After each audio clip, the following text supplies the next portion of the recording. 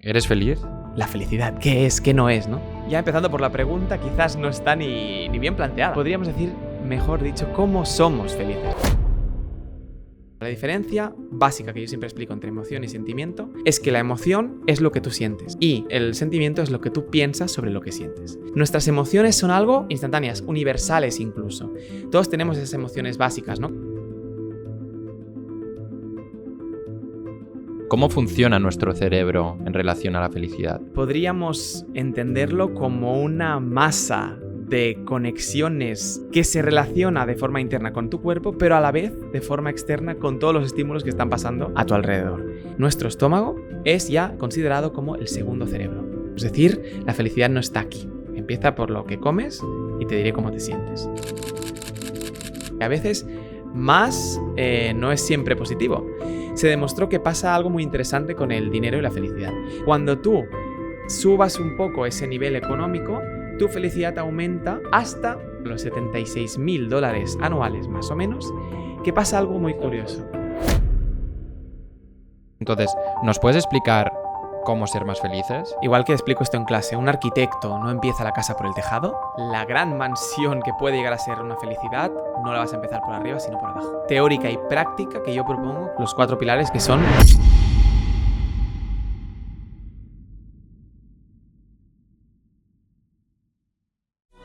Bienvenidos a Golden Circle, el podcast en el que cada semana te abro las puertas de mi casa y de las conversaciones con mi círculo.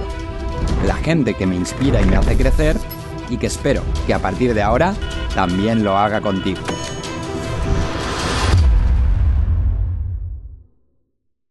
Alex, tienes el certificado de The Science of Happiness at Work.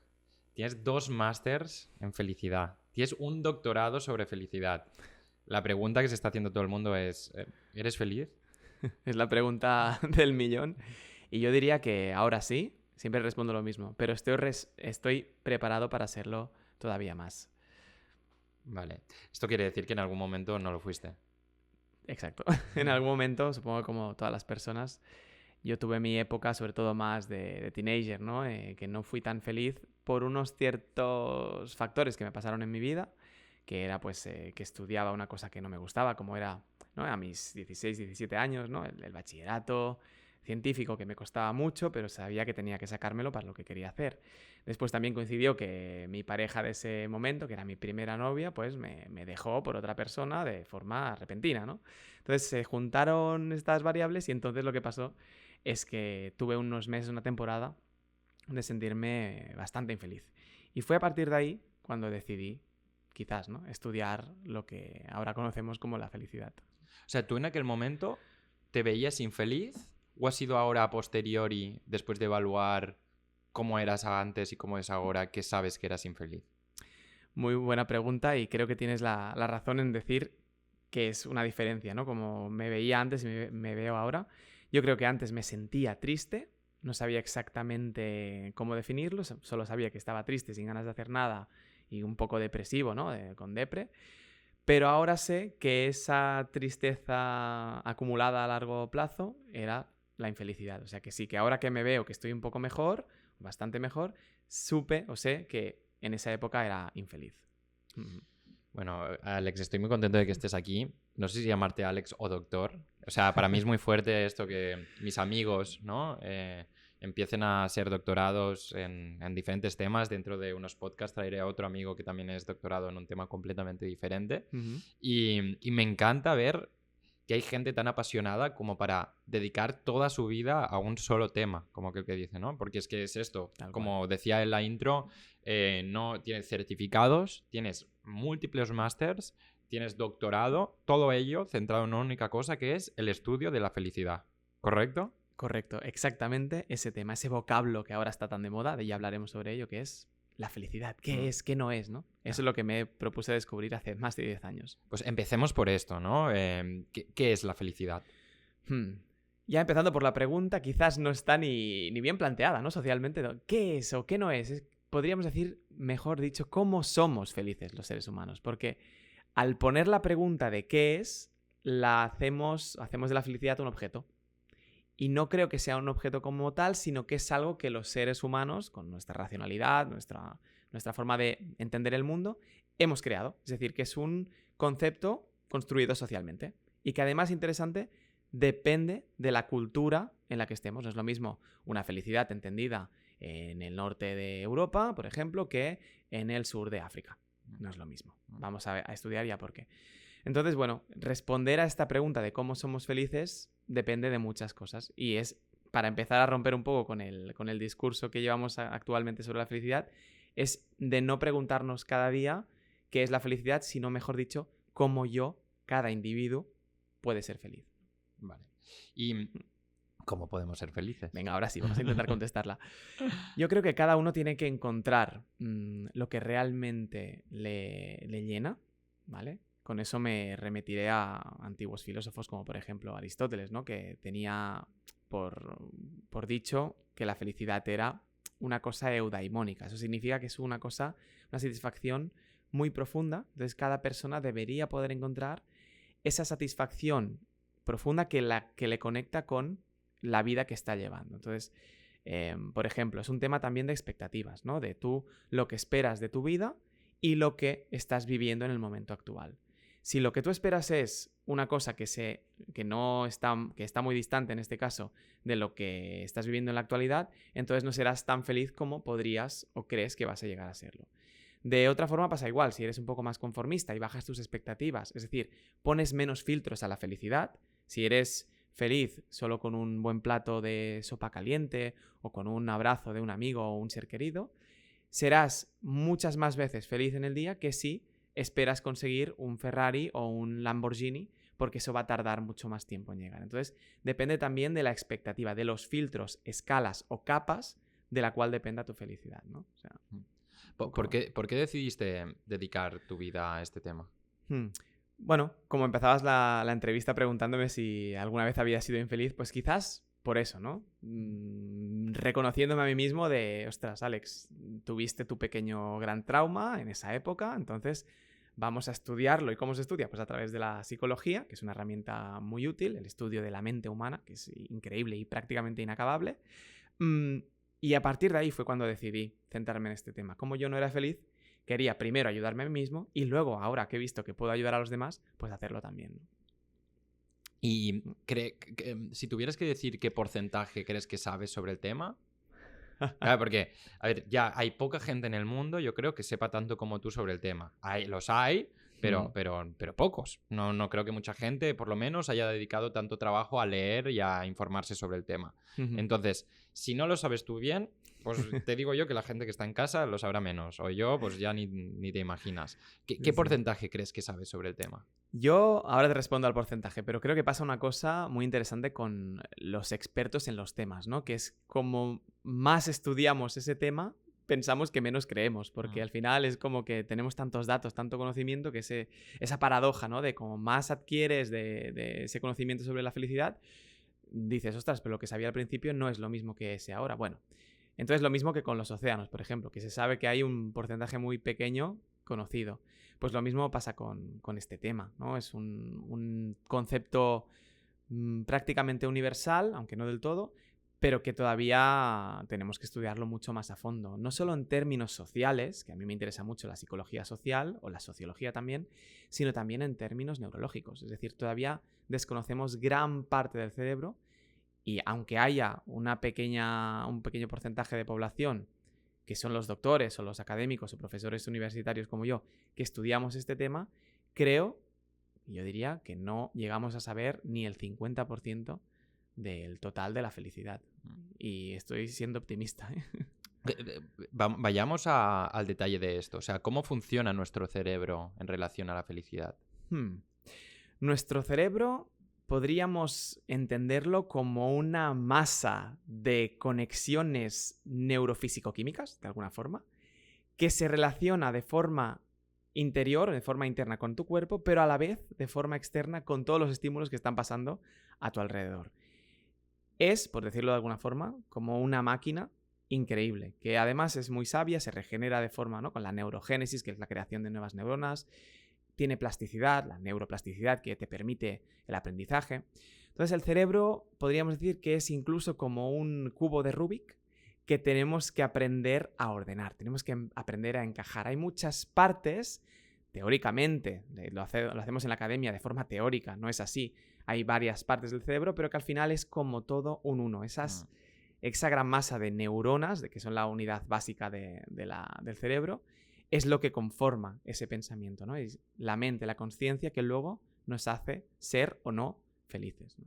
Y entonces, entendiendo ahora cómo es el cerebro, digamos, ¿qué es lo que se tiene que activar o cuáles son los químicos que nos hacen felices? Sí, cuando se habla sobre todo de la química de la felicidad, hay mucha publicación, bibliografía, artículos al respecto. Sobre todo se hablan de 2 neurotransmisores o hormonas que afectan a esa sensación, porque no deja de ser una sensación que luego nosotros, con la corteza prefrontal, racionalizamos. Vamos a ello.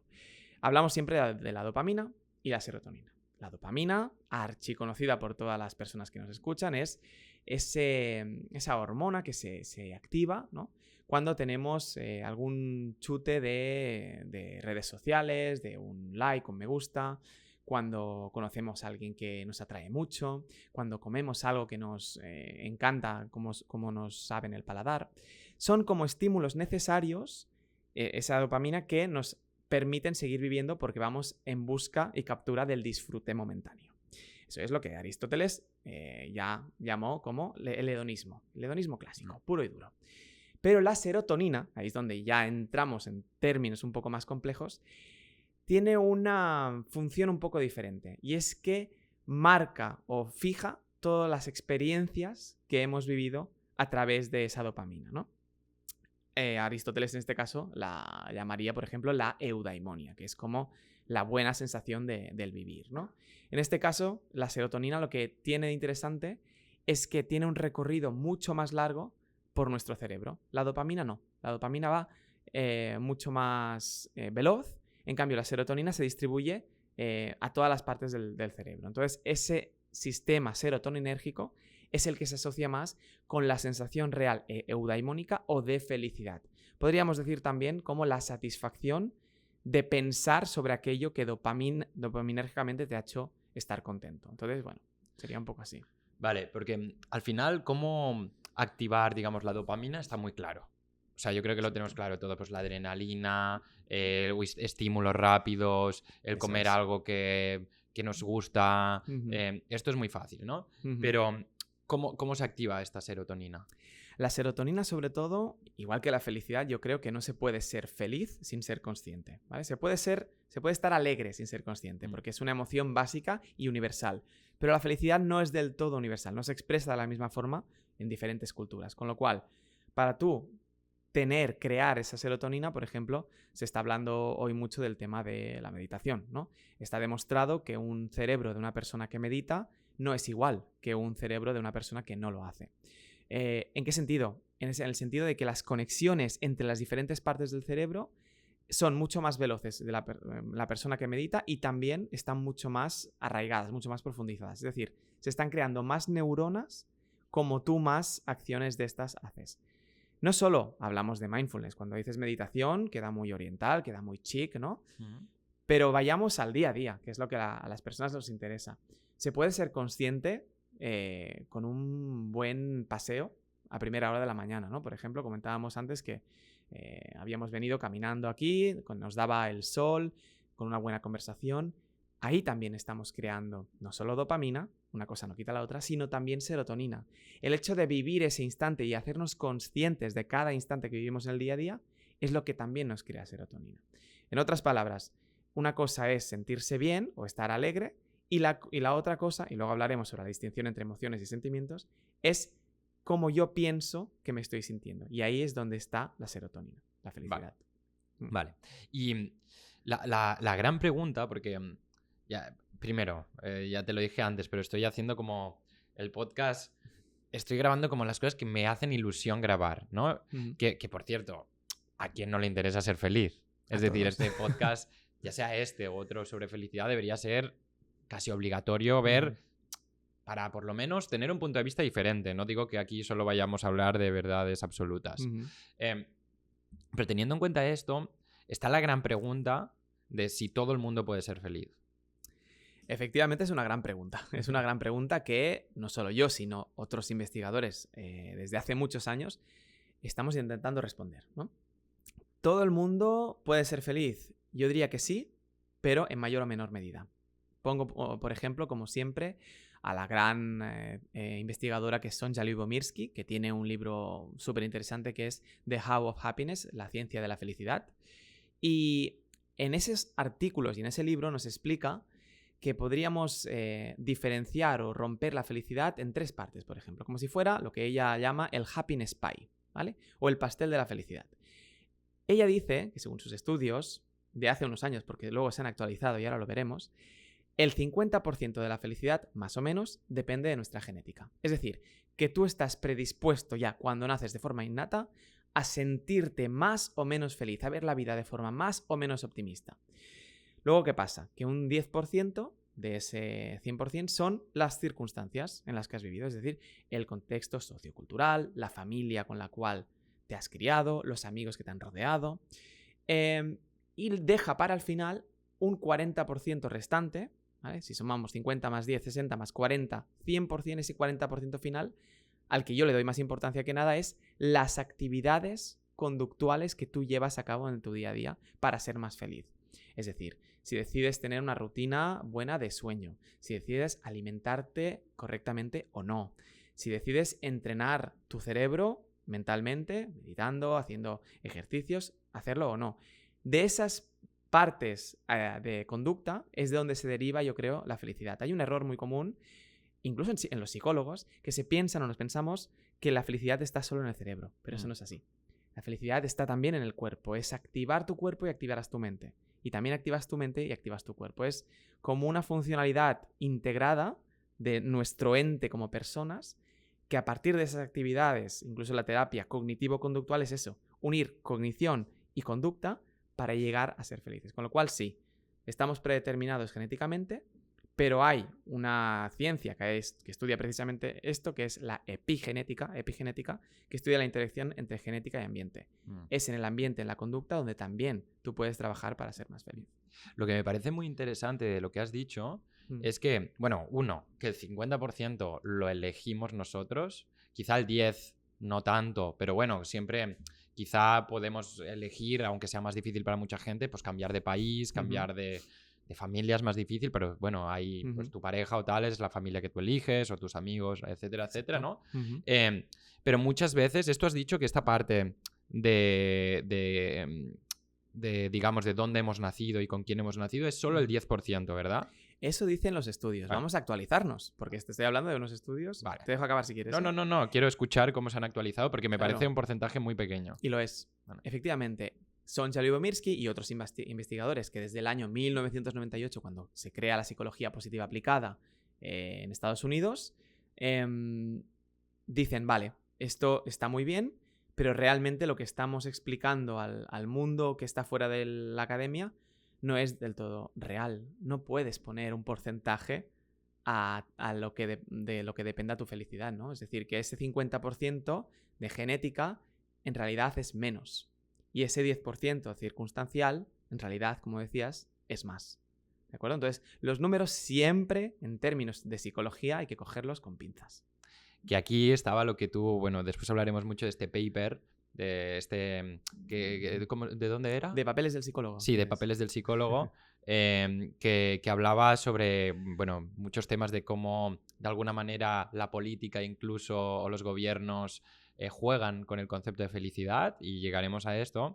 Pero leyendo este estudio, tú decías un término que le llamabas cientificación de la felicidad, que decías que como algo tan complejo y tan trascendental en la vida lo quieres o lo puedes llegar a poner en una fórmula, ¿no? Exactamente. Eso viene desde hace muchos años, ¿eh? Nos hemos parado en el 98 del siglo pasado, pero es que tenemos que remontarnos mucho más atrás. Y es la historia de la felicidad, ¿no? Desde la prehistoria, los seres humanos. Vamos al detalle de esto. Vamos a explicar. Y quiero entender muy bien cómo ha evolucionado la felicidad Y también la gran pregunta es si somos más felices ahora que antes o no. Que yo no sé la respuesta, ¿eh? Veremos, yo tampoco de momento. El tema es que en los inicios, ¿no? Pensemos, nosotros y las personas que nos están viendo o escuchando, en nuestro momento tuvimos nuestros antepasados que quizás y seguramente no tenían un vocabulario o un vocablo para decir la palabra felicidad o happiness. No existía este lenguaje que vino un poco después. Antes, el principio del Homo sapiens, incluso antes del Homo neanderthalensis, del Homo erectus, teníamos otras formas de comunicarnos y no pensábamos en conceptos todavía. El cerebro humano como lo conocemos ahora, pero antes no lo éramos, era simplemente una especie, tenía una forma de entender el mundo mucho más pragmática, de solo, por ejemplo, sobrevivir. Y entonces lo que vengo a decir, y así comienzo con mi tesis doctoral, es que la felicidad en sus inicios no existía. Es decir, es una cosa, como digo, creada en la sociedad actual. Vamos a explicarlo. O sea, es una construcción social. Es una construcción social, correcto, pero el tema es que antes no existía como concepto que le damos ahora, ¿vale? Porque solo vivíamos en el hecho de sobrevivir día a día, recolectando, cazando. Luego fue cuando poco a poco fuimos ganando razonamiento, tuvimos la escritura, llegó la palabra, y sí que bajamos esos conceptos más pragmáticos, y los subimos a pensar un poco sobre qué eran eso que estábamos pensando, ¿no? Esa reflexión. Y fue ahí cuando se empezó a crear el término de felicidad. Entonces, antes no nos centrábamos tanto en vivir bien como ahora, sino solo en sobrevivir. Y esa es la diferencia, ¿vale? Luego pasó pues toda la prehistoria, llegó, por ejemplo, la época medieval, ¿no? La época más con el sistema ortodoxo de la Iglesia, que nos hacía creer que la felicidad estaba sobre todo en la religión, en Dios, y quizás actualmente ya no pensamos así, porque después de la Ilustración llegó más el tema más técnico, más científico. Empezamos con grandes pensadores, filósofos, que pensaron la felicidad de otra forma, ya no tan ligada a la religión o a los dioses, como en la antigua Roma, en la antigua Grecia, sino que ahora ya era algo que teníamos nosotros un derecho a obtener, ¿no? Ese derecho ilustrado a la felicidad, después de la Revolución Francesa, después de la Revolución de Independencia de los Estados Unidos. Incluso en los Estados Unidos, en la Declaración de Independencia, sale que todo ser humano tiene derecho a ser feliz. Y eso es así. Entonces, cuando ya estamos hablando de un tema más próximo, como ahora el siglo XXI, nos encontramos que la felicidad es un concepto muy tecnificado. Lo que decías tú y lo que digo yo en el artículo. Muy cientificado. Es decir, que todo tiene que pasar por el prisma de la ciencia, porque si no, no es válido. Entonces, bueno, la ciencia, para las personas que no lo sepan, también se construye. Si no estamos hablando solo de ciencias puras, física, química, etcétera, que también es una parte de construcción, porque las matemáticas son un lenguaje, no dejan de serlo, pero la psicología es social por naturaleza. La psicología, si estudia al ser humano, no puede dejar de ser social. Si algo es social, también es subjetivo. Con lo cual, esa ciencia que se ha construido alrededor de la felicidad es lo que hoy en día nombramos como la cientificación del bienestar o la cientificación de la felicidad, ¿no? Entonces, bueno, sería un poco la historia de cómo hemos venido desde los seres humanos desde el principio con este concepto que ni existía hasta el día de hoy, que le damos diferentes connotaciones. ¿Y nos podrías ir explicando, por lo menos desde tu punto de vista, cómo ha ido aumentando o disminuyendo este porcentaje de felicidad que como tú ya dices, antes ni tenía término, pero de alguna manera supongo que alguien ha hecho una evaluación, porque yo creo que históricamente hubieron momentos más felices y menos felices. Pues quizá la edad medieval fue como un retorno a la oscuridad en muchos sentidos, ¿no? Todo estaba más sucio, sistemas de alcantarillado, etcétera, etcétera, moría más gente, después hubo pues toda la época más de pestes negras, etcétera, etcétera, ¿no? Correcto. Pero sí que hubieron momentos quizá hace miles de años que la gente estaba quizá en una cueva, pero que era más feliz porque no tenía que estar esclavizado para alguien, y después quizá la evolución... la revolución, industrial, pues también quizá fue una época que para mucha gente fue más triste o más difícil. ¿Has estudiado también este tema? Sí, hay un gran filósofo muy conocido que es Michel Foucault, el francés Michel Foucault, que nos habla de la arqueología del conocimiento, ¿no? Él es como una especie, él es filósofo y psicólogo, pero también arqueólogo en el sentido de que busca y rebusca en la historia los términos que se han ido construyendo a lo largo de nuestros días Y la felicidad, por ejemplo, él no lo dice directamente, pero entendemos que es una construcción que ha ido también fluctuando. Y como, vamos a entenderlo bien, como la felicidad hemos dicho que es algo sociocultural, también la sociedad y la cultura cambia a lo largo de los años. Si estamos hablando de milenios, de millones de años, entonces eso también significa, por lógica, que la felicidad o nuestro concepto de felicidad ha sido diferente a lo largo de los años. Como bien decías tú, no es lo mismo la felicidad o el estar bien o el simplemente estar en una cueva, porque como digo, quizás no buscaban ser felices, sino solo buscaban estar y sobrevivir. En la época medieval la felicidad era otra. Quizás el hecho de sentirse bien, de sentirse con un baño caliente al cabo de 4 semanas o 2 meses, porque no se bañaban tanto, por ejemplo, o darse un buen festín de reyes. Eso es lo que tenemos de las imágenes sociales de la época medieval. Pero luego en la Ilustración se aporta luz, ¿no? Se arroja un rayo de luz del conocimiento técnico y científico donde nos dicen que la felicidad es algo mucho más racional, incluso, ¿no?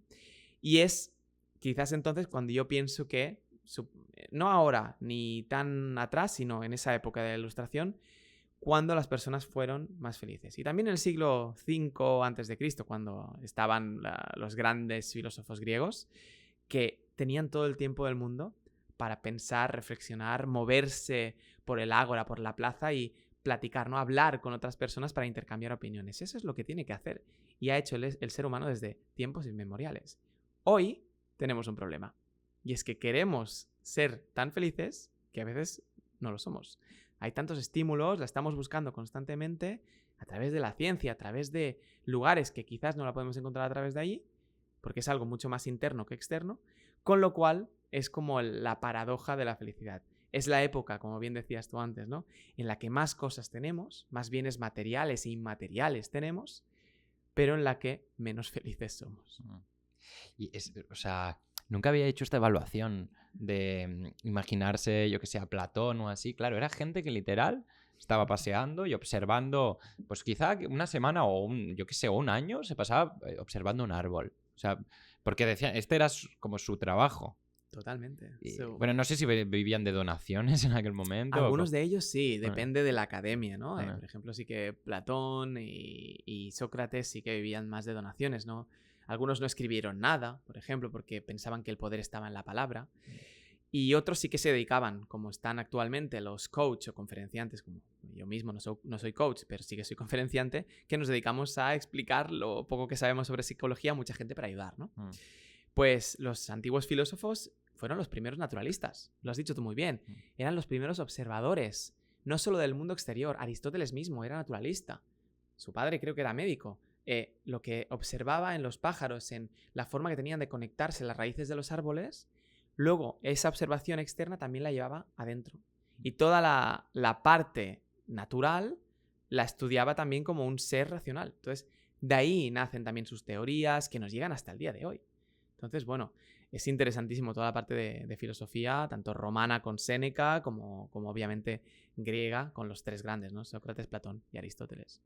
Y entonces, ¿es posible, o cómo lo ves tú, que al final la felicidad sea algo que esté en las capas superiores, digamos, de la pirámide de Maslow? Es decir, que de alguna manera si una persona solo está sobreviviendo, directamente no piensa si es feliz o no, ¿no? Porque tiene cosas más importantes que sobrevivir. O sea, hoy he comido, punto, Ya. ¿no? Exacto. Y digo, pero claro, nosotros, o sea, el caso que sería la enésima sería pues un Platón que tenía tanto tiempo, por decirlo así, pues que se podía plantear estas preguntas existenciales, y un punto medio somos nosotros, probablemente la mayoría que estén escuchando este podcast, pues que habrá gente pues que está mejor, gente que está peor, pero que todo el mundo que está mirando esto tiene un móvil o un ordenador y probablemente está en su casa, etcétera, etcétera. ¿Qué opinas sobre esto? Hay una frase muy buena, a colación de lo que dices, que es que podemos hablar de la felicidad porque ya hemos comido. Es exactamente eso. La gran teoría clásica del psicólogo social, ¿no? Abraham Maslow, que comentabas tú, su pirámide archiconocida y que también una vez más está actualizada. Luego lo veremos, porque se ha girado. La pirámide de Maslow está al revés ahora.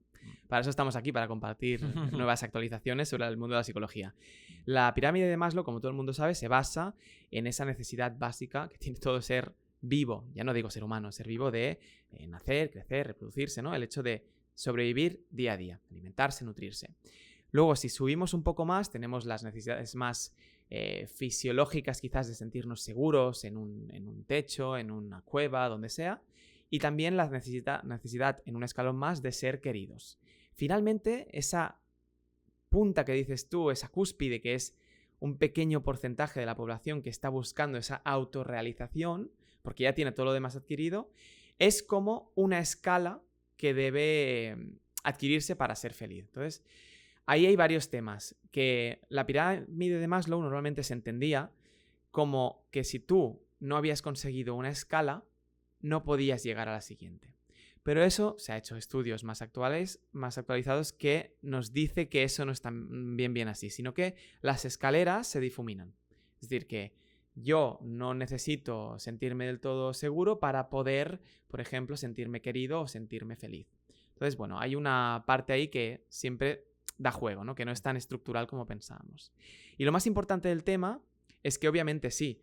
Yo que me he entrevistado con personas, incluso he dormido en la calle, he entrevistado con personas que estaban en situación de sinhogarismo, las homeless people, por ejemplo, que esas personas dicen que si no pueden comer, tampoco aspiran a más. O sea, que sí que viven al día. Entonces, la felicidad se comprende, se entiende de una forma distinta según el estamento en el cual te encuentres. O sea, ahí tienes razón. Claro, porque a la vez sí que creo que gente pues, que quizá no cubre las necesidades básicas no puede hacerse preguntas existenciales, o bueno, o puede, pero no tiene sentido, porque dices, claro, ¿para qué voy a preguntarme esto si no he cubierto lo otro?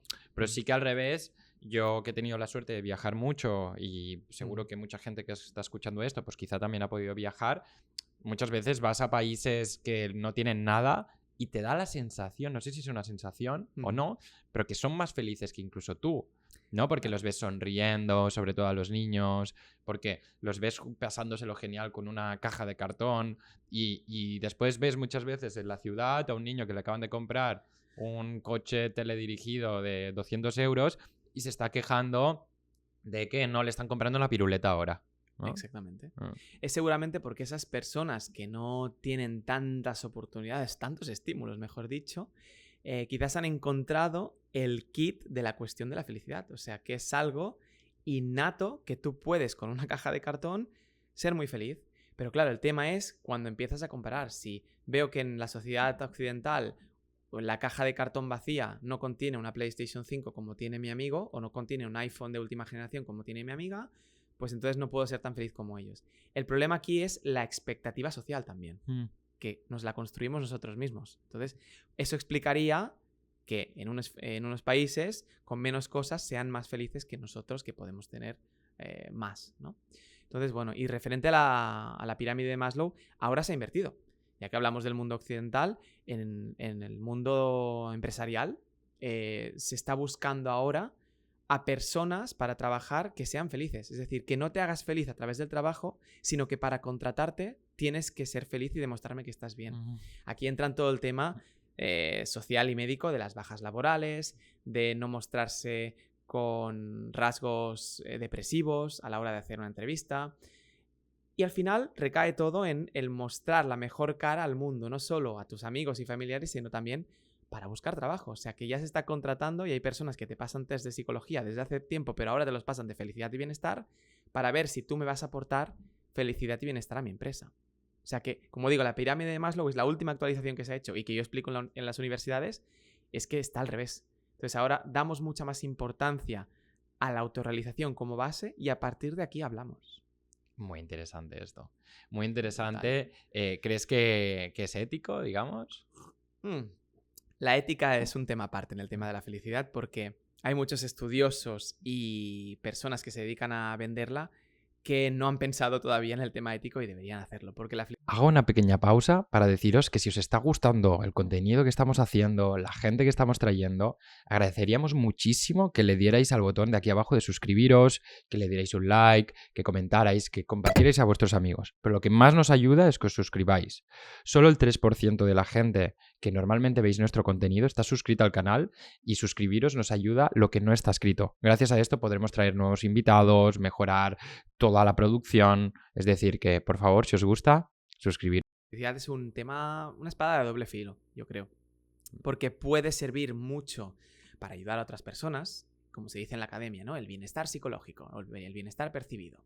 Incluso uno de los fundadores de la psicología positiva, Martin Seligman, el doctor Martin Seligman, que trabaja también en la Universidad de Pensilvania, él mismo dijo en uno de sus libros que no estaba bien decir siempre felicidad, felicidad, porque ese término no vendía tanto como el de bienestar psicológico.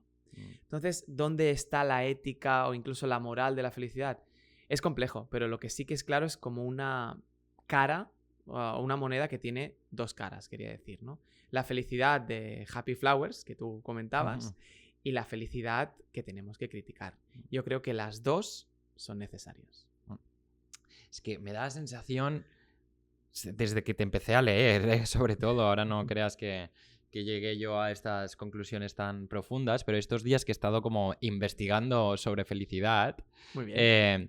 Ya digo, yo siempre he investigado sobre felicidad, pero quizá de una forma más tangencial, digamos. Y ahora que he estado como 100% como preparando el podcast, te leía y sí que me he dado cuenta de que la felicidad es una herramienta de manipulación en todos los sentidos. Porque, ¿qué cojones que ahora me venga una marca y me diga, tómate esta bebida para ser más feliz? Exacto. O sea, estás jugando conmigo. Totalmente. O sea, me estás diciendo, o sea, claro, porque todo el mundo... Bueno, que ahora podemos hablar de esto también, pero mucha gente diría que el propósito de la vida es ser feliz. Que aquí quiero escuchar tu punto de vista ahora. Pero claro, si mucha gente dice que el propósito de la vida es ser feliz y esta marca me dice que tomando esta bebida, comiendo esto, tal, seré más feliz, me están manipulando 100%. Totalmente. Vamos al inicio, que te he visto la cara. ¿Cuál es el propósito de la vida? El propósito de la vida. ¿Quién soy yo para decirlo? Soy un ser humano igual que todos nosotros, ¿no? Pero para mí es muy bueno lo que comentabas tú con el ejemplo, ¿no? De desgranar y separar muy bien la felicidad de la vida. Porque, a ver, sí tenemos la capacidad de ser felices, pero no debemos confundir esa capacidad con la obligación de serlo. Entonces, el tema político, económico, ya diría, no solo social, sino económico, porque estamos hablando ya en temas de marketing, con las famosas campañas de destapa la felicidad, ¿no? Coca-Cola. Exacto, no quería decir la marca, pero la hemos dicho, exacto, es eso. La conoces bien y todo el mundo vio esa campaña, y yo también. Entonces yo explico, ¿no? Yo también hago sesiones con niños y niñas de sexto de primaria y en institutos también, con mi programa de felicidad en las escuelas, que lo he creado yo, para también concienciar sobre que no tenemos que ser o estar obligados a ser felices. Y les explico estas campañas. ¿Realmente una bebida gaseosa y azucarada nos da la felicidad? ¿Es eso la serotonina que buscamos? Es que a veces tan siquiera es ni dopamina. Entonces, tenemos que medir muy bien las palabras que damos desde la academia y desde los publicistas para explicar bien el mensaje que se da, ¿no? Que es, tenemos que aprender a criticar también nuestra propia felicidad. Es decir, no debemos estar obligados a hacerlo. Porque esa obligación, es la paradoja que nos hace sentir incluso más desdichados. Entonces, bueno, si quieres empezamos por el principio. Yo para mí, el objetivo de la vida, como seres naturales que somos, es vivirla. Que seas más feliz o menos, que una persona que ha estudiado psiquiatría te diagnostique con depresión y te dé pastillas y luego vayas a terapia, eso es una cosa que no pasa nada. Es una forma de vivir la vida, con más o menos bienestar percibido, pero lo importante es vivirla.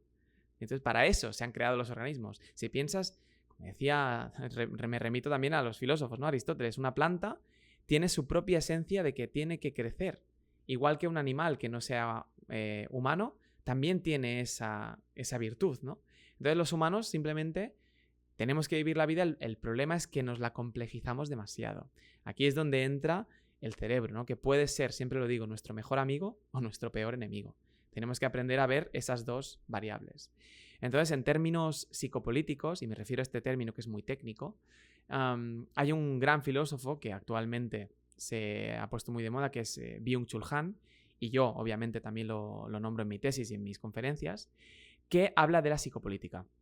La psicopolítica no deja de ser nada más que el control psicopolítico a través de las emociones. Es decir, el control social a través de nuestros sentimientos, que a través del marketing, de las empresas, de las entrevistas de trabajo, de los sueldos que dependen de tú cómo te sientas, ¿no? Entonces ahí está el gran problema social actualmente, que tú tienes que mostrar una máscara en el gran teatro que es, en la gran obra de teatro que es el mundo, que quizás no es la que tú sientes realmente. Entonces, el problema con eso es que siempre estás dando una faceta de ti que no es la verdadera. Y como menos auténtico seas, menos feliz eres, ¿no? Entonces, ahí está la gran paradoja social que nos transmite la filosofía, por ejemplo, de Byung-Chul Han y otros autores como Foucault, etcétera, que critican esta nueva línea del discurso felicista que nos obliga a comprar la felicidad. Hablemos más de esto. Yo, sin conocer a este filósofo, antes te comentaba, ostras, Alex, ¿estás bien? ¿Has estado bien estos años?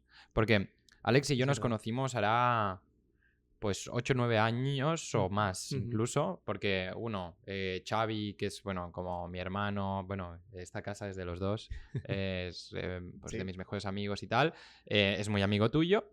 Y aparte, después también hicimos un par de charlas juntos y empezamos pues a unirnos más y tal. Y sí que es verdad que durante estos últimos años hubo unos años que desapareciste de redes. Sí, ¿vale? Es cierto. Y claro, yo de alguna manera sí que lo linkeaba directamente a que te había pasado algo. O sea, yo pensaba un poco de, pues mira, pues habrá tenido un momento malo, estará rebuscándose a sí mismo, lo típico.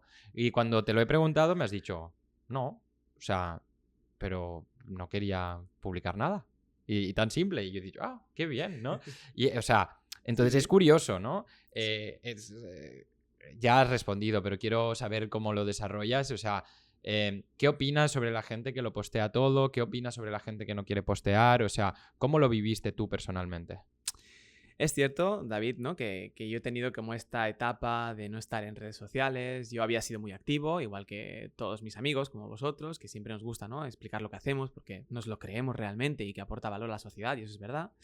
Pero sí, tuve unos años, una época, que simplemente no me apetecía mostrarme o que estaba bien como estaba, ¿no? Estaba viviendo en ese entonces en casa de mis padres, tenía mi propio huerto, con una piscina ahí súper grande y limpia. Y viajaba, hacía viajes. Ahora también hace poco he estado en Sudamérica, una vez más, ¿no? En Perú, estuve por Bolivia, Chile, Argentina. Pero había muchas cosas de esas experiencias vitales que yo no he publicado nunca y que quizás nunca publicaré. Porque es algo que es simplemente una vivencia experiencial mía, dial experience, ¿no? Es una vida que yo he vivido para mi experiencia. Igual que cada ser humano, tú mismo o cada persona que nos escucha tiene sus propias experiencias, yo tengo las mías y simplemente no hace falta, no me he sentido obligado a compartirlas en redes sociales, ¿no? Al final. Entonces ha sido ya más actualmente que me ha apetecido empezar a publicar de nuevo. Simplemente eso, tan sencillo. También, obviamente, por términos profesionales, ¿no? Porque pues yo estaba muy centrado en mi doctorado, en mis estudios, y ahora, como veo que realmente puedo aportar algo al mundo, pues simplemente es lo que comparto y lo que veis en mis posts. Pero básicamente esa es la explicación. A veces nos pensamos, y es donde querías llegar, ¿no? Que las personas que postean más, ¿no? En los lugares idílicos o haciéndose selfies con una gran sonrisa son las más felices. Y a veces es así, no quiero negarlo, pero muchas otras veces es exactamente al contrario. Es decir, que las personas que más se muestran o que más siguen el juego social de las redes son las que más enganchadas están a ello y menos felices son. Es decir, quieren mostrar a través de esa máscara, de ese escaparate social, lo bien que lo están haciendo en el juego de la vida. En cambio, las personas que en algún momento hemos tenido, ¿no? Tú también me comentabas, en un momento muy filosófico, también de autoconocerse, pues quizás no posteamos tanto, pero quizás estamos viviendo en ese momento, en el aquí y en el ahora, ¿no? Y eso sí que nos hace felices en el momento, y no hace falta siempre compartirlo. Entonces, bueno, de ahí nace un poco la respuesta que te doy, ¿no? De que no hace falta compartirlo todo para ser feliz. Incluso a veces es al contrario. Nos decías lo del aquí y el ahora. Y con esto me gustaría linkear mucho la conversación en más filosofía oriental, budista y tal, ¿no? O sea, yo creo que yo por lo menos con mi formación mínima cristiana que tuve pues aquí en España, digamos, no me hablaron mucho de la felicidad desde el cristianismo. Es incluso, mira, un amigo mío, David Guapo, un humorista, me hablaba que normalmente el cristianismo es un poco más de fustigarse, ¿no? Es de decir, esto lo he hecho mal, me tengo que confesar, no iré al infierno, bla, bla, bla, ¿no? Y después está el budismo o otras religiones orientales, que es más de hablar mucho del propósito de la vida, de felicidad, de descubrirte a ti mismo, de escucharte, de tal, ¿no? Y hay varios conceptos que se hablan mucho dentro de estas filosofías. Y uno de ellos es, si no me equivoco, le llaman Monkey Mind, que es como el no mirar al pasado y no mirar al futuro, sino solo mirar al presente. ¿Conoces un poco sobre estos temas? Sí, obviamente lo conozco. He estudiado filosofía oriental con mi gran maestro Joan Carles Gómez de filosofía, que lo saludo desde aquí. Y me encanta poder ver, ¿no?, eso que tú nos vislumbras ahora, que es la diferencia entre las dos sociedades más grandes que se han visto de momento en el mundo actual y antiguo, que es el Occidente y Oriente. Occidente ya lo conocemos, no vamos a adentrarnos más, pero Oriente es un misterio. La antigua China, Japón, toda esa zona que ha tenido grandes filósofos, incluso uno de los primeros hace miles de años con Confucio, que tiene también sus normas escritas, o el sintoísmo japonés o el taoísmo, por ejemplo. Todas estas filosofías te dan un camino a seguir que no solo hablan de la virtud, igual que lo hacían los griegos como Aristóteles o Platón, sino que también te hablan no de felicidad, sino de conceptos asociados, que a veces nos pensamos que la felicidad tiene que ser el eje o la cúspide de nuestra vida, pero te dan también unas sensaciones como la paz, la serenidad, la calma, que en Oriente son mucho más valoradas que en Occidente. Actualmente ya lo hacemos, gracias también a los trabajos de Jon Kabat-Zinn, que en los años 70 trajo la ciencia de la meditación a Occidente, a Estados Unidos. Pero bueno, el tema es que nosotros valoramos mucho más en Occidente la euforia, las ganas de vivir intensamente, ¿no? Y las dos cosas son correctas. Las dos cosas son buenas para tu espíritu al final, para tu forma de vivir. Que estés en paz también es una mente feliz, ¿no? Una mente serena es una mente feliz, una mente ordenada, ¿no? Como decíamos, como el cubo de Rubik que se ordena. Los filósofos orientales lo hacen muy bien.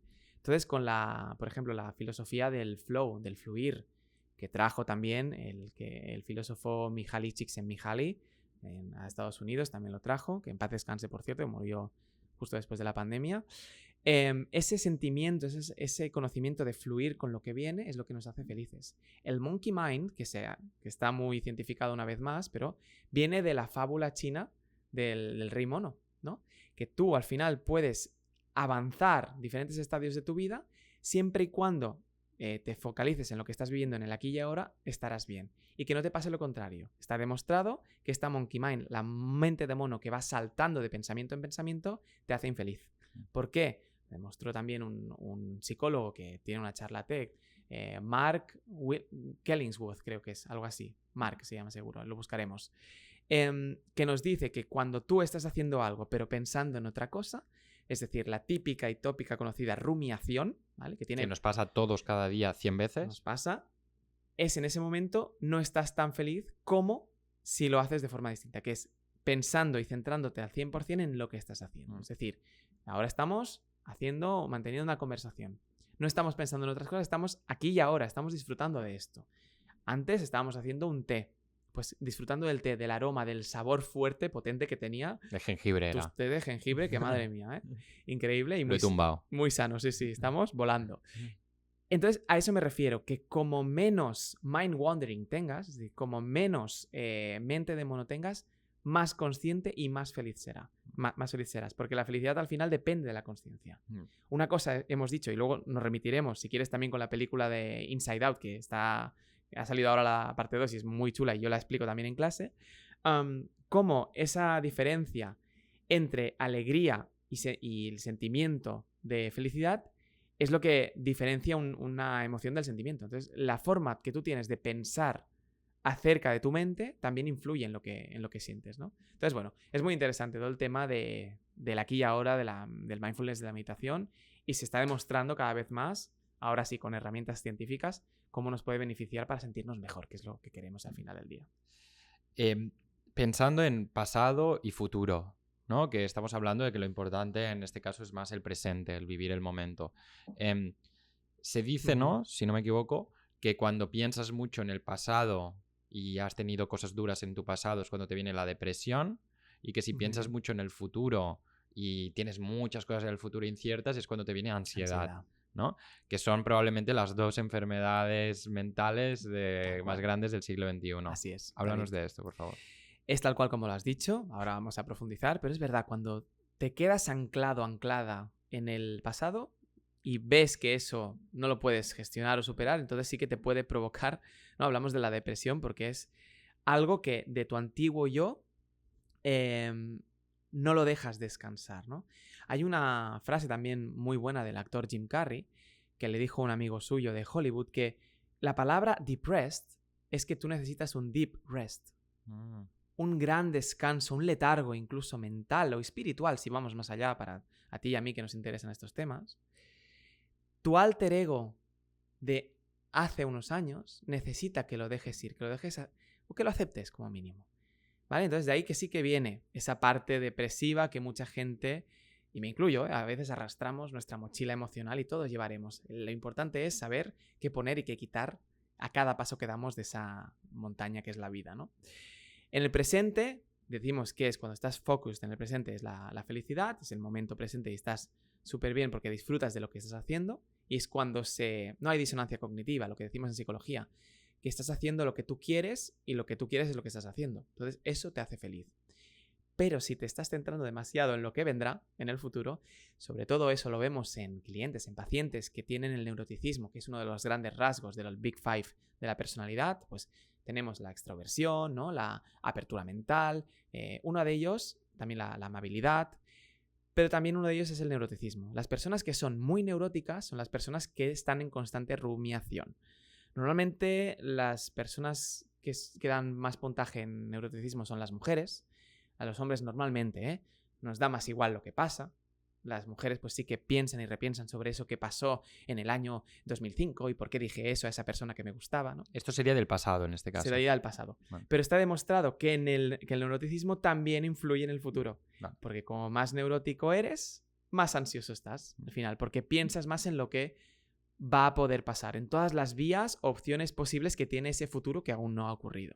Entonces, las personas que simplemente hemos aprendido a viajar más en el viaje de la vida con una fluidez, con el flow, de aceptar un poco, tomando nuestras decisiones con un objetivo claro, obviamente, pero aceptando lo que ha venido, estamos menos ansiosos. Entonces, la ansiedad, como decías, es el gran tema del siglo XXI, es el gran problema. No solo el estrés, porque el estrés es algo puntual y si la gente lo busca y se informa un poco, es algo bueno incluso, ¿vale? Está incluso demostrado que hay 2 tipos de estrés. El euestrés, eu es la partícula del griego que significa que algo es bueno, el euestrés, y el distrés.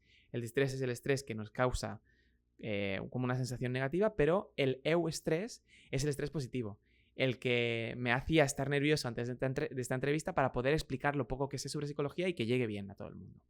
Esa es la tensión que podemos decir sobre el estrés. Pero el problema es que ya no estamos estresados de forma natural y puntual una vez o 2 al día, sino que ese estrés se ha cronificado y el estrés crónico crea la ansiedad.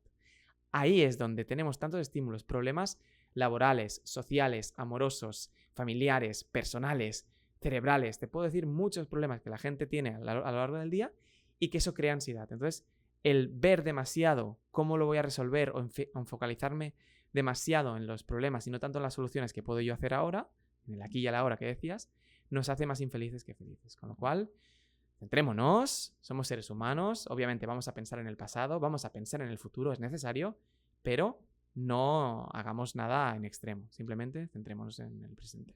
Vale, la teoría yo creo que todo el mundo la habrá entendido, la dificultad está un poco en la práctica. ¿Cómo podemos matar la ansiedad? Vale, wow. La ansiedad no creo que se mate. La ansiedad está en todos nosotros, es decir, siempre ha existido, pero sobre todo hoy en el siglo XXI, como decíamos, se ha exagerado muchísimo y se ha exacerbado, es decir, que está en cualquier lugar que tú mires. Pero una de las buenas formas que podríamos tener para gestionar, porque no podemos matar nuestras emociones y sentimientos, podemos gestionarlos. Y para gestionar la ansiedad se puede rebajar un poco tanto la expectativa que decíamos, eso, ¿no? De lo que quiero llegar a hacer, lo que quiero llegar a ser en un futuro, y ver lo que puedo yo hacer y ser ahora. ¿Cómo puedo comportarme qué conducta y qué cognición, qué pensamientos puedo tener yo ahora para que ese futuro sea el más conveniente para mí. Entonces, yo creo que en vez de centrarse tanto, ¿no? Una persona que sufra de ansiedad en lo que va a ocurrir, se dice que muchas de las cosas, el 90% de las cosas que pensamos las personas que tenemos ansiedad, es que no van a ocurrir realmente, ese 90%. Solo ocurre una pequeña parte. Con lo cual es mejor centrarse en lo que puedes hacer para que llegues a ese punto donde quieres estar. Esa es una buena forma, un método, ¿eh? A mí lo que me pasa pensando en esto es que me da la sensación... Estuve preguntándole mucho a ChatGPT sobre el tema, que ahora podríamos hablar de si ChatGPT es un buen psicólogo. Él o no. sabe mucho, sí, más que nosotros. Pero me da la sensación de si de alguna manera rebajamos estas expectativas, dejamos de ser ambiciosos. Y yo, por lo menos en el ámbito más profesional, por lo menos, pero en todos, en verdad, yo soy muy competitivo y muy ambicioso. Si hago un deporte, me gustaría poder llegar a ser el mejor. Si monto una empresa, es para que sea la más grande del mundo. Entonces, yo pienso así, que no digo que sea bueno, o sea, probablemente no lo es, pero yo pienso así.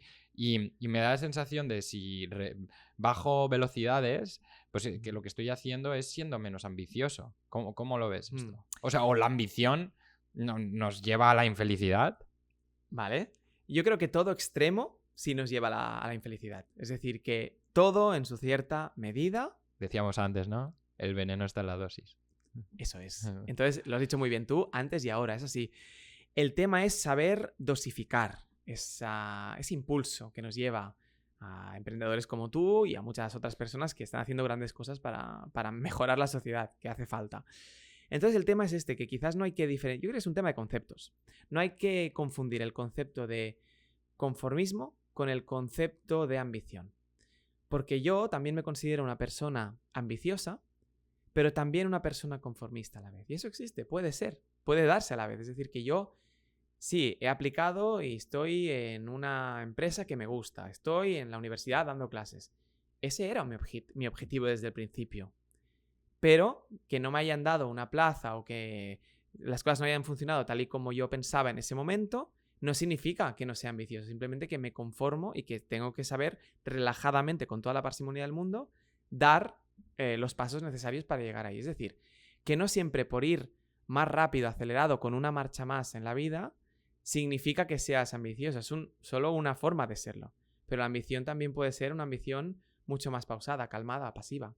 Entonces, bueno, hoy se está poniendo de moda también el término este, ¿no? De la ambición, de este passive work, que es, bueno, yo voy avanzando en la escala laboral, pero ya no priorizo ser el mejor profesional. ¿Por qué tenemos que ser el mejor profesional? ¿Por qué tenemos que crear la más grande empresa del mundo mundial?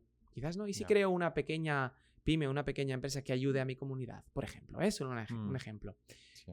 Tu forma de verla es válida y buena. La de otras personas también. El tema es que no confundamos, para mí, los conceptos de eso, de conformidad, con el querer siempre más, ¿no? No sé.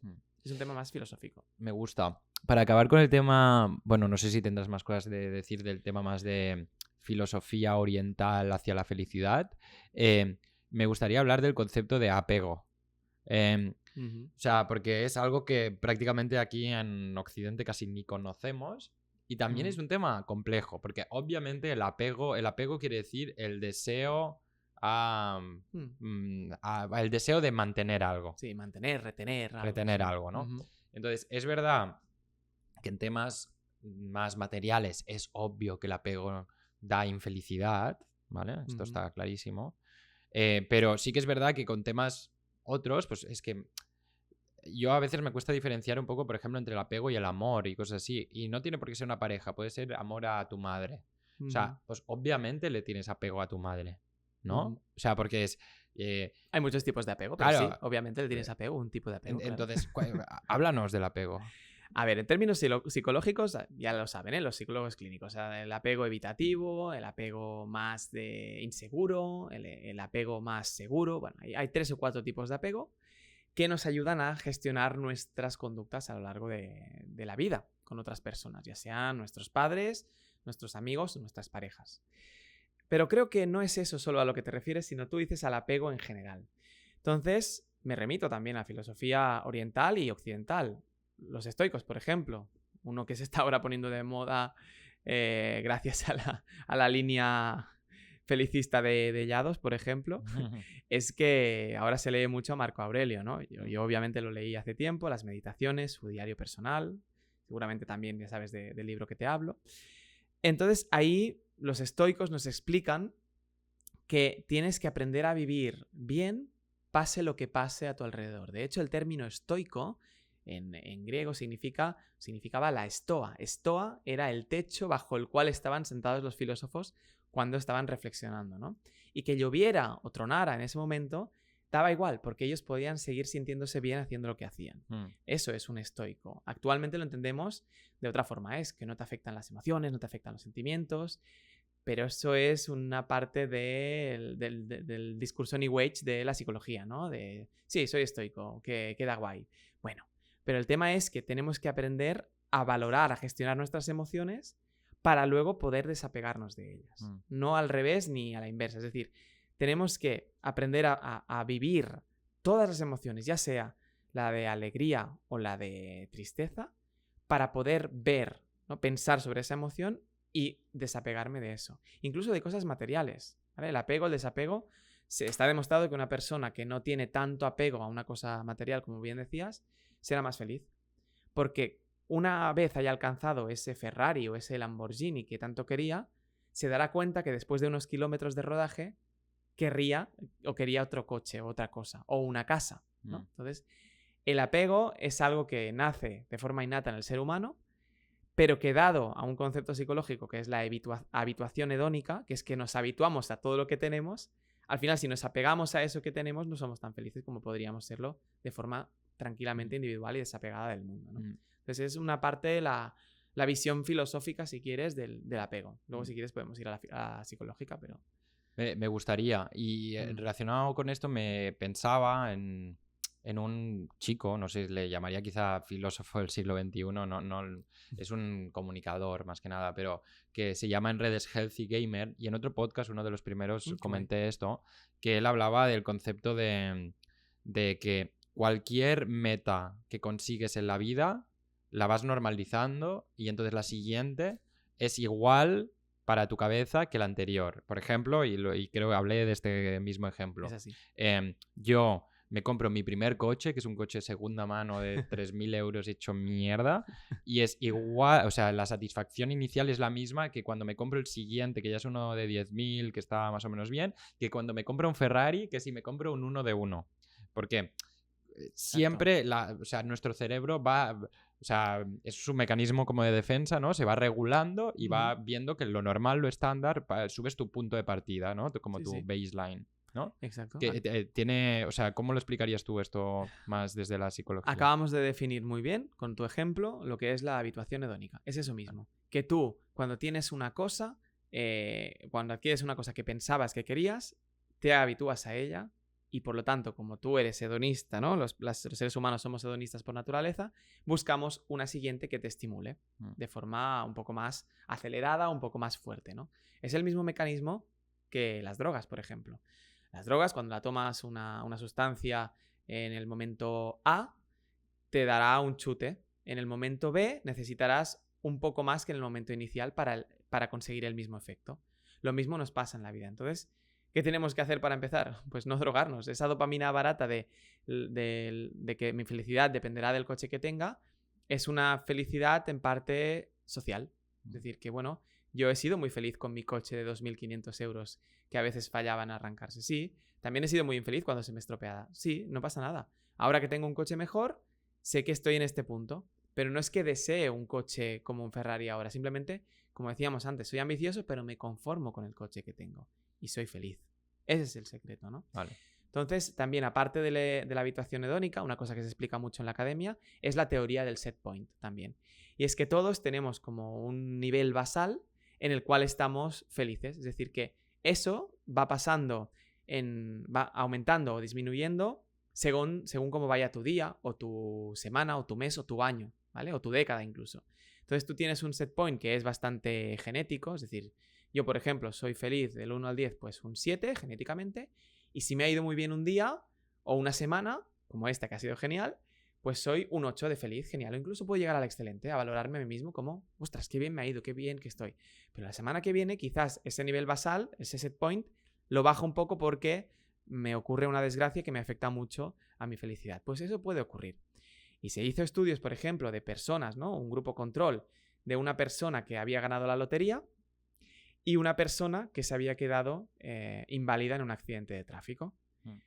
Al cabo de 2 años, ¿qué podemos pensar, no? ¿Que una sería más feliz que la otra? Pues no, se descubrió que las 2 personas, al que había ganado la lotería y al que había tenido el accidente, eran igual de felices que lo eran al principio, porque se había hecho un estudio con eso, temporal. Entonces, es increíble cómo nuestra felicidad, por mucho que intentemos modificarla, variarla, al final vuelve siempre al estado basal. Con lo cual, tú lo que tienes que conseguir como ser humano es conseguir estar bien para poder vivir la vida tal y como te ha sido dada. Entonces, si te haces más paranoias o más expectativas, entonces tendrás siempre que estar arrastrando esa mochila cerebro-emocional que a veces nos ancla, ¿no? en una depresión constante, o al menos en un malestar o desdicha. Para acabar con este tema, en Miami, me acuerdo, fui a una iglesia que es como, digo, yo no, ya la gente que me escucha normalmente ya sabrá que yo no soy religioso, digamos. Sí que creo en un concepto de Dios, pero no en el tradicional. Amén. Y de alguna manera, vale, había un cura, ¿sabes? Allí como los, no sé cómo le llaman, si son curas o no, pero que son como muy modernos. Vale, sí. ¿Sabes? Que es un chico joven que iba incluso con collares, con tal. Espectacularmente bueno. Sí. O sea, espectacular. Yo es el mejor comunicador que he visto en mi vida. Son increíbles. Normalmente lo son, ¿eh? En mi vida, brutal. Y dijo una frase que se me marcó mucho, que decía, every blessing comes with a burden. O sea, que es como cada recompensa, ¿no? ¿Cómo decir? Mira, me lo he apuntado yo aquí ahora, esa bendición viene con una carga o algo así que querría decir, ¿no?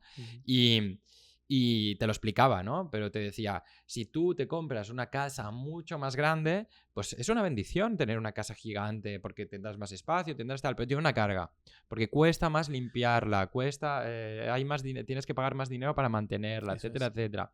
Entonces, todo el mundo pide estas bendiciones y todo el mundo espera no tener las cargas que vienen con estas bendiciones. Muy bien dicho. ¿No? Y entonces tienes que entender que, ok, que vale, no está mal querer cosas, ¿no? Sí. Si es con su justa medida, pero entender, y este es el primer punto, que siempre que alguien evalúe en cualquier cosa, si tienes un trabajo mucho más importante, si eres presidente de los Estados Unidos, pues puede ser muy chulo, pero también hay una carga. ¿Cuál es el pero, no? Exacto, pero hay una carga espectacular y la gente se olvida de la segunda parte. Solo piensa en lo positivo. Iré a Disneyland París, vale. Bueno, pues cuánto dinero te costará, esto quizá tal, pues quizá estás cansado cuando vuelvas porque te pagarás un buen tute, que no pasa nada, o sea, que no pasa nada, pero evalúa las dos cosas, ¿no? Exactamente. Y eso nos lleva también a la visión que tú comentabas al principio, ¿no? De la visión Happy Flowers, de ver siempre lo positivo, ojo, porque no es sano, está muy bien, pero no caigamos en la enfermedad de verlo todo con el filtro de rosa, de que todo va a ir bien, todo será positivo, porque eso es también lo que nos explican, ¿no? Nos la venden, la autoayuda, y está muy bien, porque te pueden ayudar otros y te puedes autoayudar a ti mismo, sí, aunque es complicado, ya explicaremos los mecanismos luego, pero el tema es ese, que también hay que ver, como muy bien decías tú, igual que yo estudio las dos caras de la misma moneda, que es la felicidad, las luces y sus sombras, también pasa lo mismo con ese bienestar, ¿no? Al final tienes que aprender a ser crítico o al menos a valorar lo que estás queriendo vivir, ¿no? Y eso también a colación, y con eso acabo, me lleva a la famosa paradoja de Easterlin. Es decir, que a veces más no es siempre positivo. Que la paradoja de Easterlin nos la hizo un economista sobre el tema de el bienestar según lo que ingresabas, ¿no? Los ingresos anuales. En este caso, se demostró que pasa algo muy interesante con el dinero y la felicidad, que es que hay un efecto suelo y un efecto techo. Lo explico. El efecto suelo es que, como bien decíamos con la pirámide de Maslow, hay un momento en que si no tienes todas las necesidades básicas cubiertas, te cuesta un poco más sentirte bien, y eso es así. Ese estar bien, que es el bienestar, si giras la palabra estar bien, bienestar, cuesta si no tienes las necesidades básicas cubiertas. Pero cuando tú subas un poco ese nivel económico, tu felicidad aumenta de forma correlacional con ese aumento de sueldo. Hasta llega a un punto que son los $76.000 anuales más o menos, que pasa algo muy Esto en curioso. Estados Unidos. Estados Unidos. Hablo de dólares con los estudios que se hicieron y del economista Easterlin, que en su paradoja vio que llega un punto en estos $76.000, $77.000 anuales, que por mucho que tú aumentes a partir de aquí e incluso exponencialmente tu economía, aunque seas a partir de aquí rico, millonario o multimillonario, tu felicidad ya no aumenta linealmente, sino que el dinero sube mucho, pero la felicidad se estanca. Y eso explicaría también, ¿no?, el querer más, que no siempre nos da la felicidad. Hay personas que, como dices tú, ¿no?, son muy ricas, son CEOs de empresas, pero también tienen problemas que son mucho más complejos que los que puede tener una persona no tan económicamente boyante como, por ejemplo, yo, ¿no? Entonces, sería algo muy interesante de estudiar, o por lo menos que llegue al gran público, para que no siempre pidan más, porque, ojo, con las consecuencias negativas que Cuidado puede tener. con lo que deseas. Muy bien. Es un proverbio que es muy bien, muy bien aplicado ahora. Sí, sí. Y hablando de paradojas, antes hablábamos tú y yo fuera de cámara de otra, que es... iba a decir, y me ha gustado mucho la pregunta que te he hecho. O sea, estoy orgulloso de mi pregunta de antes. Queda muy así. Pero primero te he dicho una cosa que te he dicho, ostras, pero he estado leyendo sobre una paradoja de que contra más buscas la felicidad, más se escapa de ti. Porque la gente que es feliz directamente es la gente que directamente no se lo plantea. No está pensando todo el rato, ¿soy feliz? ¿O esto me hará feliz? Y, empecemos por este punto. ¿Qué opinas sobre la paradoja de la felicidad? Que es real, es muy real. La felicidad, bueno, es un tema complejo, pero porque lo hemos hecho nosotros difícil, también puede ser muy sencillo. Es decir, una persona que se pida menos o que simplemente no la busque todas las horas de su día, quizás puede llegar a ser más feliz que una persona que está obsesionada con ser o mostrarse feliz, ¿no? Entonces eso, la felicidad es, al final, lo dije en una entrevista hace unos años, es como un mando de televisión, ¿no? A veces que como más lo buscas, te pones nervioso buscándola. ¿Dónde está el mando? Tengo que cambiar de canal, tengo que... Y está bajo tu bien. culo. Está... No debajo de tu culo, también puede estar en tus propias manos. Exactamente, es como que lo tenías todo el rato en un lugar que ni te estabas fijando, ¿no? Dentro de ti, al menos eso es lo que yo opino. Mi opinión es esa, que la paradoja de la felicidad es muy real. Está pasando en el día de hoy, actualmente, sociedad del siglo XXI. Tenemos tantas expectativas de tener que ser felices que el solo hecho de sobrebuscarla nos hace desdichados. Entonces, ese es el gran problema. Y a veces, como más en paz o tranquilo estés, como menos publiques, como más vivas el momento de ahora, más feliz acabas siendo. Entonces, bueno, también quiero diferenciar en que sí que es importante, lo que decíamos antes, buscarla un poquito. Hay que buscar la felicidad. Igual que si tú quieres, ¿no? Una persona que quiere ponerse en forma, que yo, por ejemplo, me gustaría ponerme más en forma, pues voy al gimnasio. Es que no me queda otra. ¿Qué tengo que hacer? Ejercicio. Pues lo hago. No me queda otra opción. Tengo que alimentarme mejor de lo que hacía, dejar de comer menos cosas malas y más cosas saludables. Pues lo hago. Entonces, una persona que quiera ser feliz no puede esperar solo que la felicidad le caiga del cielo, como se pensaba antes, ¿no? Con el cristianismo, con Dios o dioses en las sociedades panteístas, que había más de uno. Sino que la felicidad tienes que buscarla, pero en su justa medida. Claro. Aquí yo te preguntaba entonces, cuando te he hecho esta pregunta, llevas dedicando años y años y años a la búsqueda o la definición de la felicidad. Entonces, ostras, estás incumpliendo la paradoja. Totalmente. Aunque sí, David, yo hace tiempo que he dejado de buscarla. Es decir, yo soy auténtico, soy natural, digo las cosas tal y como creo que son, y eso es lo que me hace feliz. Ser yo mismo. O sea, al final, que una persona tenga la capacidad de buscar su autenticidad y mostrarla al mundo, porque somos seres sociales, eso es lo que nos hace felices. Entonces, bueno, no la busco... Sí, obviamente me cuido y te digo esto, estoy intentando dormir mejor, estoy intentando comer y hacer ejercicio mucho mejor, pero no estoy obsesionado con ella. Entonces, no quiero que se me escurra, que se me escape de las manos. ¿Y cómo lo consigo? Pues teniéndola en calma, tranquilamente, con lo que pueda coger de esa felicidad que tengo, valorándola y en el momento presente dejándola en reposo. Has dicho que de alguna manera, y lo acabas de decir ahora, qué es la felicidad, cómo de alguna manera cómo eres tú feliz en este caso, hemos hablado de paradojas, hemos hablado de otras culturas, de la historia, pero sí que lo que está claro es que deben haber algunas pequeñas cosas que ayudan a hacernos más felices. Sí. Entonces, ¿nos puedes explicar cómo ser más felices? Sí. Yo siempre empiezo, por ejemplo, con los pilares del bienestar, porque igual que explico esto en clase, un arquitecto no empieza la casa por el tejado. La gran mansión que puede llegar a ser una felicidad no la vas a empezar por arriba, sino por abajo. Con los fundamentos, con los pilares, con la base teórica y práctica que yo propongo, que son los 4 pilares, que es una buena alimentación. Es decir, no es lo mismo comer todo el día comida basura que alimentarte bien con proteínas animales, vegetales y vitaminas. ¿Por qué? Y esto tiene una base científica, no lo digo porque me lo haya inventado. Se está hablando hoy en el mundo de la psicología de que nuestro estómago, tócate aquí, nuestro estómago, es ya considerado como el segundo cerebro. Porque hemos hablado antes de la serotonina, lo he dejado para ahora, uno de los neurotransmisores, las hormonas de la felicidad. El 90% de la serotonina que crea nuestro cuerpo se crea en el intestino, se crea en el estómago. Es decir, la felicidad no está aquí. El error que comentábamos antes, la felicidad empieza por lo que comes y te diré cómo te sientes. Es la nueva vía que se está tomando, por ejemplo, en algunas formaciones que hago del mood food. El mood food es lo que puedes llegar a hacerte sentir mejor con la comida que ingieres. Es decir, ese té de jengibre que nos ha subido el sistema inmunológico. Cada alimento, y yo siempre digo, igual que dicen muchos investigadores, eat a rainbow, cómete el arco iris, que tus platos a lo largo de la semana sean coloridos. Porque las verduras de color verde te aportan unas cosas y las de color rojo te aportan otras, como son los antioxidantes, por ejemplo. Con lo cual, empezamos con el primer pilar. Si tú no comes sano, no te podrás sentir bien. Es decir, a largo plazo estoy hablando. Obviamente, ir a hacerte una hamburguesa o un atracón de comida basura un día está genial. Dopamina a tope, has sido feliz con tus amigos y lo has disfrutado.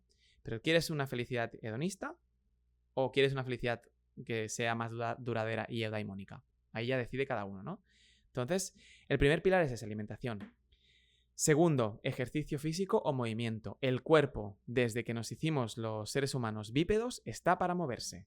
Actualmente, ¿qué pasa? Que la mayor parte de nuestro tiempo están las personas en su jornada laboral, media jornada o jornada completa, 8 o 9 horas o más, sentados. Llegamos a casa y seguimos sentados porque me pongo a ver una película, me pongo a ver Netflix, y lo hago, o me pongo a jugar a videojuegos en la Play. Y sí, lo hago, soy culpable. ¿Qué pasa eso? Que tienes que intentar remediarlo. Y antiguamente se decía, ¿no? Los famosos relojes que miden tus pasos, que tenías que hacer 10.000 pasos diarios para estar en forma y que tenías que hacer ejercicio 2 o 3 veces a la semana. Hoy, con el estilo de vida sedentario que llevamos en la sociedad occidental, se recomienda ya que hagas ejercicio cada día. Es decir, porque mueves todos tus intestinos, tus músculos, que también está demostrado que los músculos tienen neuronas, crean una serie de estímulos que te dan bienestar, ¿vale? Por eso acabas como cansado pero contento después de cualquier ejercicio, y más si es acompañado, en los deportes más de grupo, como puede ser el pádel si lo haces en pareja, el fútbol, básquet, badminton, etc. Y por lo tanto el ejercicio, o al menos si no puedes ejercitarte, el movimiento físico es muy importante porque autorregula también todo tu sistema hormonal. Pone en marcha tus músculos, que como ya hemos dicho también forman parte de tu sistema cerebro, cuerpo, cerebro. Eso es muy importante. Y por último, me gustaría hablar del pilar más importante que quizás no se le está dando tanta importancia, que es el dormir. El respetar el sueño o el ritmo circadiano es una cosa importantísima.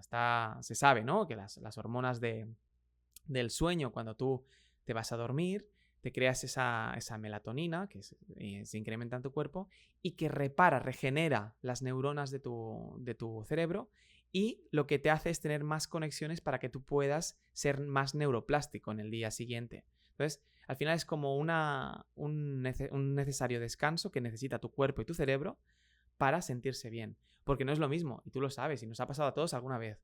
Cuando has dormido muy pocas horas o no has dormido bien profundamente, que te levantas cansado, con ganas de no ir a trabajar, llegas a ver a tu jefe y es que no estás tú mismo, estás mucho más como, bueno, informalmente diciendo como de capa caída o incluso maleducado, ¿no? Estás como, "Bah", que te da igual todo. En cambio, si duermes bien, hay una diferencia brutal en eso. Una persona que ha dormido bien se le nota. Se nota en una energía, no solo en su cuerpo, en su mirada, sino también en el cerebro. Por dentro, una persona que ha dormido bien es una persona que está reparada mentalmente. Entonces, eso es muy importante. Sería ya el tercer y penúltimo pilar del bienestar para ser felices, que es lo que siempre explico, para empezar a construir la felicidad real.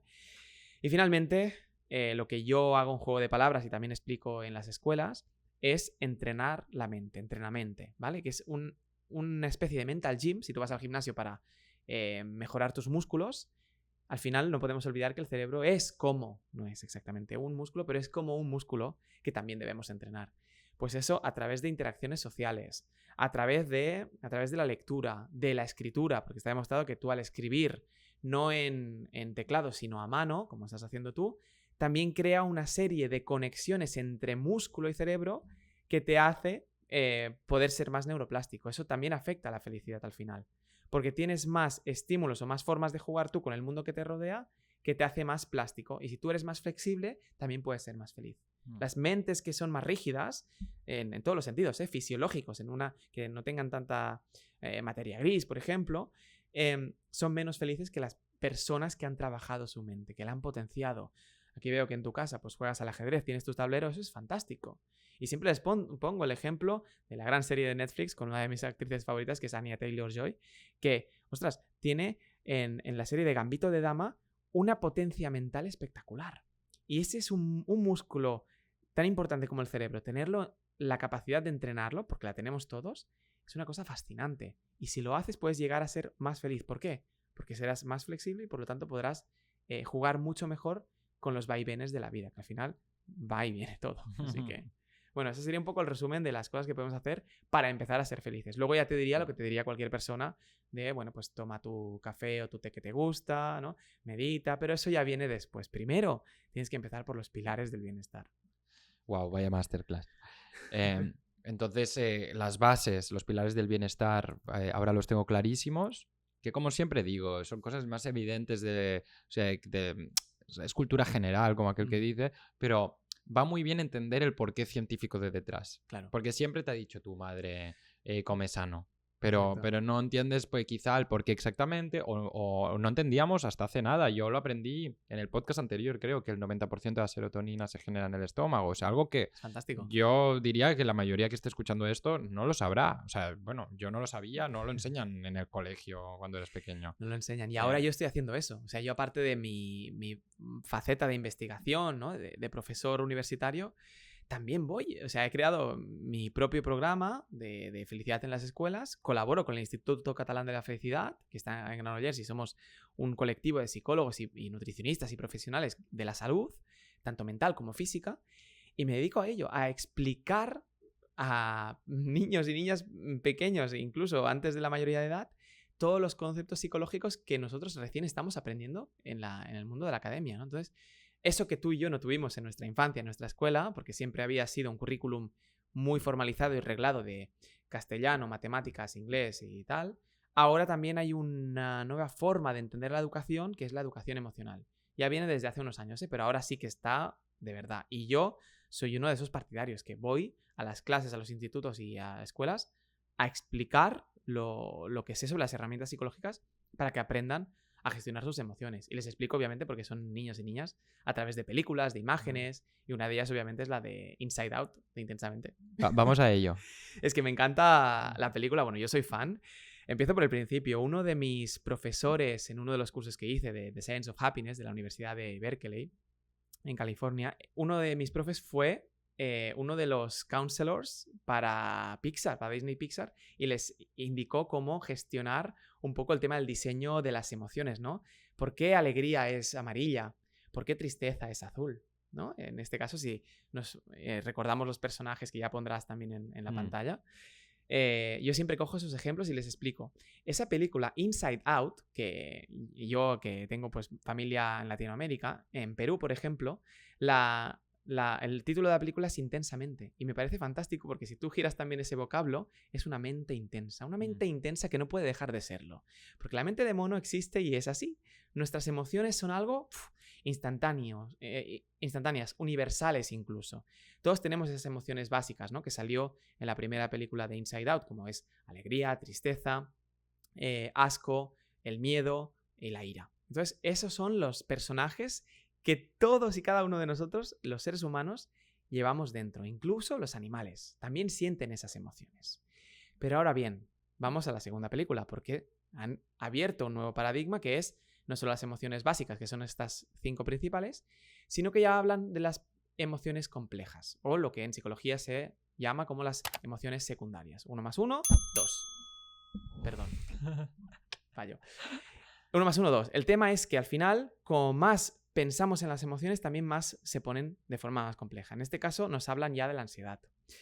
La ansiedad es no solo una emoción, sino empieza a ser ya un sentimiento. La diferencia básica que yo siempre explico entre emoción y sentimiento es que la emoción es lo que tú sientes y el sentimiento es lo que tú piensas sobre lo que sientes. Repetimos con un ejemplo. En este caso, la alegría es una cosa que todo ser humano, incluso animal, siente. Mi perro, por ejemplo, cuando está contento porque llego a casa, está alegre. Seguramente no estará feliz porque no razona el concepto humano de qué es la felicidad culturalmente entendida como eso. No, él está feliz porque es algo natural que le ha ayudado a sobrevivir. Está feliz porque sabe que yo le daré mimos, cariño que necesita y también comida. Vale, genial. Entonces, es una cosa básica, universal. Pero es algo que las personas sentimos. El tema es qué pensamos sobre lo que tú piensas, sobre lo que tú sientes. En este caso, la ansiedad es un conjunto mucho más complejo que, por ejemplo, el estrés. La ansiedad viene de factores incluso que uno desconoce. Y en terapia, con las terapias clínicas que se están dando actualmente de última generación, de tercera generación, con diferentes pautas se intenta abordar en qué es lo que te está causando ansiedad exactamente. Y normalmente es multivariable, es multifactorial. Viene de diferentes etapas, facetas de tu vida, ¿no? Tanto traumas de niñez como cosas que te están molestando actualmente. Con lo cual, es muy importante diferenciar este sentimiento de ansiedad o, por ejemplo, podríamos hablar de la felicidad, porque es algo mucho más profundo y que no todo el mundo vive de la misma forma. Si hemos dicho que las emociones básicas todos lo sentimos igual, los sentimientos como la felicidad no. Es distinto para cada persona. Con lo cual, eso también demuestra una vez más la teoría, ¿no?, de que es algo socialmente construido, ese concepto de felicidad, y que, como las películas que cogen conceptos psicológicos, nos pueden ayudar a entender mejor nuestras emociones y sentimientos. Muy chulo, muy chulo. Sí, la verdad es muy guay. Entonces, entendiendo ahora cada vez un poco las bases de la felicidad y tal, sí que podríamos llegar a ver que de alguna manera los países que cumplan más estas bases del bienestar y tal serán más felices, ¿no? Correcto, o al menos puntúan mejor en los rankings de felicidad que Occidente ha creado. Vale, pero ¿nos podrías explicar un poco esto? Sí, una vez más, ¿no? Creo que este año el Happiness Index, que sale cada 2 años, creo. El tema es que siempre rankean las primeras posiciones los países nórdicos. Si no me equivoco, una vez más ha vuelto a ganar Finlandia. Hostia, yo pensaba que era al revés. O sea, yo pensaba que eran los más deprimidos. Hay una, como siempre, lo que dices tú muy bien, esta entrevista es de luces y sombras sobre la felicidad, porque el tema de que hay más depresión y más suicidios es verdad en los países nórdicos porque ya sabes que vienen dado a términos lumínicos. Como no hay tantas horas de luz, de sol, igual que, por ejemplo, nos puede afectar el síndrome o esta depresión estacional, que es un término demostrado en psicología, en psiquiatría, que según la estación en la que estamos, cuando nos incide menos luz en la piel o en los ojos, estamos más cansados o tenemos menos ganas de hacer cosas, estamos más depre, por decirlo de alguna forma informal. Y en cambio, en verano o primavera tenemos más ganas de salir, ¿no?, de vivir la vida. La primavera la sangre altera, por eso está dicho, porque hay un tema hormonal ahí, y es cierto. Entonces, en los países nórdicos tenemos esas dos caras de la misma moneda, que es que sí, las personas se sienten un poco más deprimidas a largo plazo, incluso hay más suicidios, lo podemos buscar con datos, el ratio de suicidios en los países nórdicos o con menos luz, porque no hace falta que te vayas solo al norte, también abajo del todo, en el polo sur, en Ushuaia, en cualquier lugar que tenga menos horas de luz, normalmente hay más ratio de suicidio. ¿Qué pasa con eso? Que no se contabiliza para lo que están puntuando para los puntos de felicidad. Vale. Entonces, por eso siguen saliendo los países nórdicos, porque en temas socioeconómicos, sociales, repito, y económicos, sí que son los mejores, porque tienen más ayudas, tienen ayudas para la universidad a los jóvenes, trabajan desde muy pronto, tienen más subvenciones. Entonces, al ser países más pequeños, se pueden gestionar mucho mejor que un enorme país, por ejemplo, como la India, ¿no? Que está en el top 10 de los países y las ciudades más contaminadas del mundo porque no está bien gestionado. Hay tanta gente, tanta población, tanto territorio que cuesta mucho más, ¿no? Acomodar tanto la felicidad como su propia población. Con lo cual encontramos que el ranking de la felicidad, hay varios, el Happy Index, Happy Planet, hay muchos, siempre puntúan diferentes factores mucho más altos los países nórdicos. Pero es por eso, porque depende de cómo tú puntúes la felicidad, ¿no? Quizás si hiciéramos un ranking, lo creáramos tú y yo, un ranking oriental de felicidad, en el cual valoráramos la felicidad según el sentido espiritual oriental, seguramente los países nórdicos nos saldrían ganadores. Nos saldría probablemente pues la India, donde proviene todo el tema de la meditación, el yoga, etc. Entonces, es complejo, ¿no? Ver un poco cuáles son los factores que se puntúan y hay que entender eso, que la ciencia o los rankings también son construidos. Y sí que es verdad que, si no me equivoco, antes, por lo menos hace mucho, yo escuché que el país más feliz del mundo era Bután. Muy bien. Sí, Bután, nos remontamos a los años 70 también. Sobre todo eso nace, y yo también lo he escrito en algún artículo, incluso en mi tesis creo que también sale.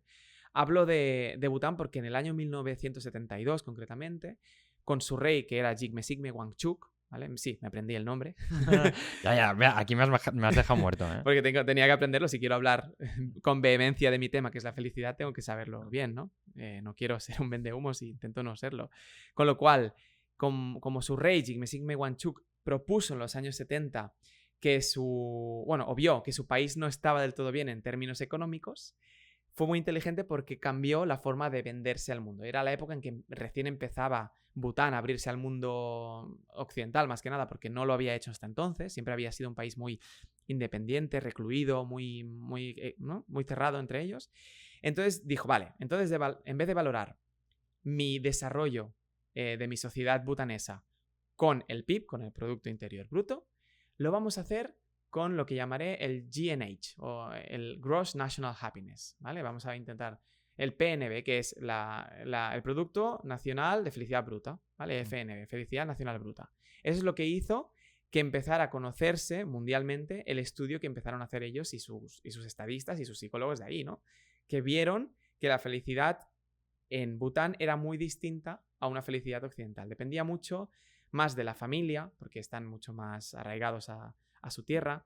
Creo que más de un 50% o más es un territorio forestal, es decir, que está prohibido, no está permitido deforestar zonas, porque valoran mucho la conexión con la naturaleza.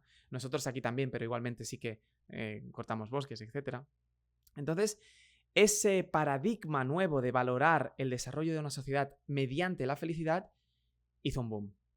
Ya fue después de los 70 cuando Occidente dijo, ven para acá, esto es un tema que tiene mucho interés, y con el buen hacer, yo creo que al principio, ¿no? Lo intentaron hacer muy bien y todo, han acabado haciendo una cosa que nos ha salido un poco el tiro por la culata, que es que estamos valorándolo todo con este prisma que es la felicidad. Entonces, de ahí que se haya girado también la pirámide de Maslow, de ahí que yo hable de psicopolítica. Entonces, que haya un discurso crítico de la felicidad actualmente es necesario, porque si no se harían las cosas, o la ciencia seguiría avanzando sin ningún tema ético que la frenara, y eso es muy peligroso, puede ser muy peligroso. Hablar de la felicidad, como hace mucha gente, de forma banal, sin haber reflexionado antes sobre ella, como mínimo durante 5 o 10 años, y los filósofos lo hicieron más, es que no tiene ningún sentido. Tienes que pensar primero antes de hablar, ¿no? Es que es básico, pero hay personas que no lo hacen. Y la sociedad occidental cogió un poco como ese paradigma de Bután y lo ha traído aquí en los últimos años. Entonces, está muy bien que valoremos nuestro progreso por cómo es, esa sociedad del bienestar, ¿no? Que se hizo sobre todo a finales del siglo pasado, pero que actualmente estamos yendo a una sociedad de la felicidad que podría ser incluso una trama perfecta de una novela distópica como las que me encantan leer, 1984 de George Orwell. Aquí me encanta. O también Un mundo feliz de Aldous Huxley. Que si los que nos escuchan y nos ven no han leído estos libros, que los lean ya porque son unos clásicos de la literatura y nos explican cómo puede llegar a ser un mundo feliz. ¿Realmente? Y esa también es parte de mi tesis. ¿Realmente queremos un mundo 100% feliz? Esa es una pregunta para la cual todavía no tengo respuesta, estamos en ello, pero que sin duda estamos ante un abismo de peligrosidad de que si solo apuntamos a eso, puede ser que lo que buscamos sea lo que nos esclaviza a nosotros mismos. O sea que cuidado con eso, porque hay que tenerlo muy en cuenta. Creo que esto es un final apoteósicamente bueno. Entonces, me gustaría dejar aquí la conversación. Me ha encantado. Mil gracias. Antes de acabar, ya sabes que a todo el mundo les hago unas preguntas que te he comentado. A ver. Al final, el podcast se llama Golden Circle y, bueno, es la gente con la que nos reunimos. Para mí es lo más importante de la vida y, por lo menos a mí, me hace muy feliz. Qué bueno. Entonces, también que estés tú aquí me hace muy feliz y me gustaría escuchar, primero de todo, ¿quién de tu círculo te ha influenciado más? O una persona que quieras destacar que te haya influenciado mucho de tu círculo. ¿Puede ser una persona del pasado? Puede serlo perfectamente. Normalmente ya sabes que diríamos, ¿no? Nuestros padres, nuestros amigos. Que también, obviamente. Y obviamente es verdad. Pero para no caer en el cliché, diré que una persona que todavía está viva fue una profesora mía. Teresa, fue una profesora en bachillerato que era mi tutora de clase y además era profesora de filosofía. Wow, me estoy emocionando y no pensaba que... Wow. En un momento en el que yo, como he comentado antes, estaba muy mal o estuve mal o fui infeliz y lo sé ahora. Y es que esa persona me ayudó a través no solo de su conocimiento en filosofía, dejándome libros con cafés interminables, hablando sobre varios temas, sino también puso todo su ser, toda su persona en ayudarme a salir de ese mal trago. Me hizo superar de una forma que yo pensaba que no era posible esos años que empecé suspendiendo muchas asignaturas y acabé aprobando y he acabado con un cum laude en un doctorado de psicología. O sea que la vida puede cambiar si te encuentras con personas como mi profesora de filosofía, a la cual agradezco desde aquí. Pues Teresa, cuando escuches esto, estas palabras son para ti. Gracias por haber estado ahí y espero que nos volvamos a ver muy pronto. Qué bonito. Muy, muy, muy bonito. Y me encantaría saber también si ha habido alguien que no esté en tu círculo y aunque no lo sepa, te haya influenciado mucho. Me han influenciado sobre todo en el ámbito ya, no tanto mirando al pasado, sino más al futuro, de lo que quiero llegar a ser, ¿no? Y al final quiero aprender o quiero llegar a poder comunicar lo poco que sé sobre la vida a personas para que pueda ayudar en sus vidas respectivas. Entonces, aunque sí que critico y tengo el prisma crítico de siempre ver un poco, ¿no?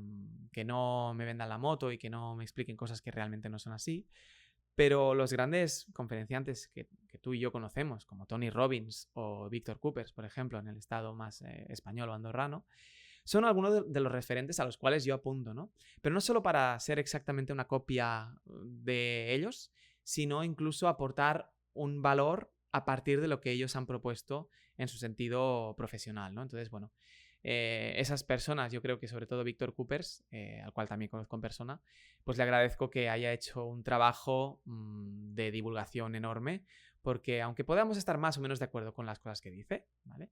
Sí que sin duda llega a la gente y eso es muy importante. Al final el ser humano es lo que necesita, conectar, ya sea con el planeta Tierra, con la Pachamama o con otros seres humanos o consigo mismo. Entonces, eso es lo que quiero conseguir, ¿no? A ese punto.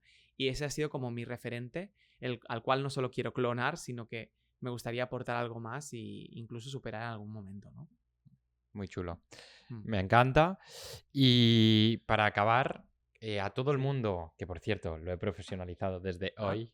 ¡Qué guay! He hecho las tarjetas de Golden Circle. O sea, aquí en estas tarjetas todo el mundo está poniendo sus objetivos, ¿vale? Está poniendo una meta o deseo que quiera cumplir en un periodo de un año vista, ¿vale? Lo está escribiendo aquí en estas tarjetas y entonces yo lo que hago es que intentaré ayudaros a que se cumplan o por lo menos recordároslo y que sea más tangible y aparte los invitados también pueden leerse las tarjetas de la otra gente para ver si pueden ayudar en alguna de ellas Muy y bien. hacer que cada vez esto se retroalimente más, ¿vale? Entonces Perfecto. aquí tienes tu tarjeta, Alex Romaní, ¿vale? Que te Dale. diré que ahora pongas Ujú. cuando acabe el programa. Te digo que si quieres, puede ser público o no. Si en este momento quieres decir algo, pues entonces así se hará aún más grande el círculo y quizá hay alguien que nos esté escuchando que te pueda ayudar o motivar a que esto pase. Sí, quizás pensaba en algo, me gusta, no me importa hacerlo público, de hecho todos tenemos sueños, objetivos. Sí, me gustaría algo que yo creo que une perfectamente lo que es mi profesión y mi vocación, ¿no? Que es el hecho de comunicar, igual que tú lo haces muy bien, otras personas también, y en mi pequeño gran campo, que es el de la psicología, pues en este sector me gustaría marcar un antes y un después, ¿no? Sin pretender nada, sin ser pretencioso, con la humildad que me caracteriza normal, pero explicar a la gente, llegar al máximo de personas. Quizás a través de, no sé, ahora pienso en una conferencia, en una pequeña gran charla o no, en una macroconferencia, poder explicar de una vez todo lo que se sabe y lo que nos han vendido y lo que no se sabe todavía sobre la felicidad, para que esas personas que escuchen en un mismo momento, en un mismo lugar, puedan llegar a sentirse mejor con ellas mismas. O sea, quizá condensar como lo más importante sobre la felicidad en 10 minutos o en 15 minutos para poder hacer que impacte al máximo de personas posibles. Ese sería un gran sueño. Vale. Yo siempre he querido hacer felices a las personas, primero a mí mismo, lo he conseguido, y ahora tengo el conocimiento para hacerlo, así que sería un muy buen medio para llegar a ese Brutal. sueño. Pues esto lo escribiremos aquí y si alguien que nos está escuchando pues tiene un macro estadio o algo para hacerlo pues, posible, Wow. pues será genial. Y aprovecho para darte un pequeño regalito y a todo el mundo que viene aquí le regalo un libro. No sé, he pensado uno que es un poco, no clásico, pero que está bastante de moda ahora. No sé si que te gustará, si no lo has leído te gustará, pero no sé si quizá ya lo habrás leído. Yo igualmente no he puesto plan B, o sea, voy a darte este. Vamos a verlo. Vamos seguro que me a gusta. buscarlo un segundo. Tengo curiosidad por lo que me va a dar David. Me lo has puesto difícil, ¿eh? Porque sé que, bueno, y lo habéis visto todos por la cantidad de nombres que comentas en tu estudio sobre la felicidad. Has leído todo lo que existe prácticamente en el mundo. Casi Ya me todo. entiendes. Mucho. Entonces, yo te quería traer uno más moderno que por lo menos habrás escuchado si no lo has leído, que se llama El sutil arte de no importarte nada. De que nada Sí. me importa una mierda, Que nada te literalmente. importa una mierda. ¿Te lo has leído? No me lo he leído, Bien. pero lo he visto siempre Vale, en librerías y ¿sabes qué? Te lo prometo, no por quedar bien. Siempre me ha llamado la atención y nunca he tenido tiempo porque, ya sabes, al leer tantos libros, tú y yo, que tenemos acumulación de listas, no lo había comprado todavía. Pues Así que- me alegro mucho. Este libro me lo recomendó 2000 veces mi socio de Goin y cofundador Carlos. Y a él le gustó mucho. Y bueno, yo creo que también es una de las pequeñas cosas que dan felicidad, ¿no? Que Totalmente. muchas veces no te importe la opinión de los demás y ir un Muy poco bien. en tu camino. Ese desapego que comentábamos. Ese desapego.